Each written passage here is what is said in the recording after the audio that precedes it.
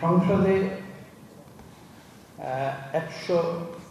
300 জনের মধ্যে সম্ভবত 9 জন নারী সরাসরি নির্বাচিত হয়েছেন এবং আপনারা জানেন রিজার্ভ সিট থেকে আরও প্রায় 50 জনের একটা ব্যবস্থা রয়েছে।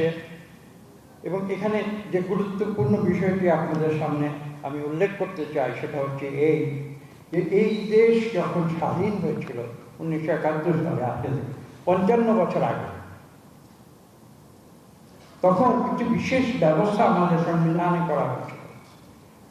আমি রাজনৈতিক দিকটি নিয়ে আসছি, কেননা আপনারা যদিও প্রফেশনাল সাইডটাকে আজকের সবাই গুরুত্ব দিচ্ছেন, রাজনৈতিক যে ইমপ্লিকেশন সেটা ছাড়া কিন্তু আপনারা প্রফেশনালি এই সমস্যার সমাধান করতে পারবেন।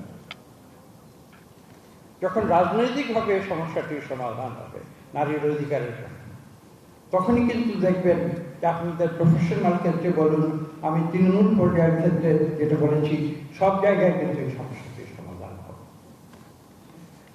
তো যে কথা বলছিলাম, যে এই যে একটি ব্যবস্থা আমাদের দেশে রয়েছে, সংবিধানে বলা হয়েছিল 1971 সালে যে শতকরা 5% অর্থাৎ 300 সিটের মধ্যে 15টি সিট রিজার্ভ থাকবে নারীদের জন্য।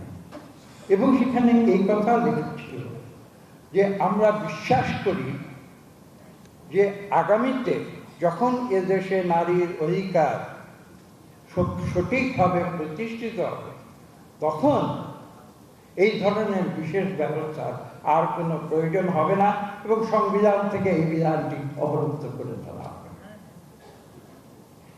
আমি প্রশ্ন করতে চাই, 71 সালে যে প্রত্যাশা ব্যক্ত করা হয়েছিল, আজকে 55 বছর পরে সেই প্রত্যাশা আমরা কতটুকু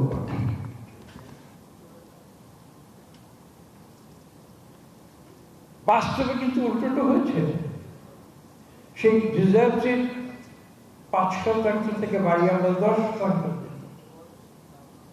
তারপরে সেই 10% থেকে বাড়িয়ে আবার 15% নিয়েছি এবং সেই 15% থেকে বাড়িয়ে আমরা 50টি সিটে নিয়েছি। নারীর অধিকার প্রতিষ্ঠিত হয়। আমাকে ক্ষমা করুন।